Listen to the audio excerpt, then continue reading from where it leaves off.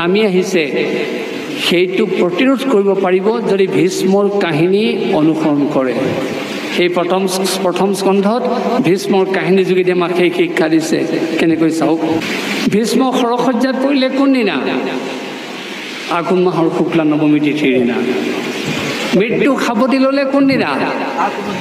মাঘ মাহৰ শুক্লা পঞ্চমী তিথিৰ দিনা। তাৰমানে এমাহ ২৬ দিনৰ পিছতহে ভীষ্মই মৃত্যুক সাৱটি লৈছিল।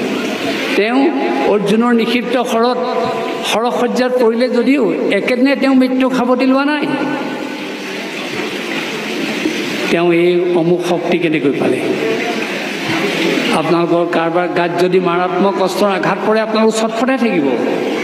ভীষ্মই এপাত নহয় দুপাত নহয় সহস্ৰ শৰে বিন্ধাৰ পিছতো ছটফটাই থকা নাই। তাৰপিছতো শান্তি মনেৰে সৰসজ্জাত শয়ন কৰি পঞ্চপাণ্ডৱক শান্তিৰ বাৰ্তা প্ৰদান কৰিছে।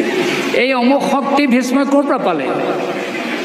৩টা কাৰণ: সদাচাৰী জীৱন, সংযমী জীৱন আৰু আধ্যাত্মিক জীৱন।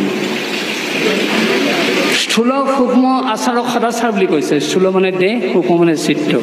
আমি দেহটো পানী মাটিৰে প্ৰসাধনৰ সামগ্ৰীৰে পৰিষ্কাৰ কৰিম, চিত্ত ভগৱত নামেৰে পৰিষ্কাৰ কৰিম।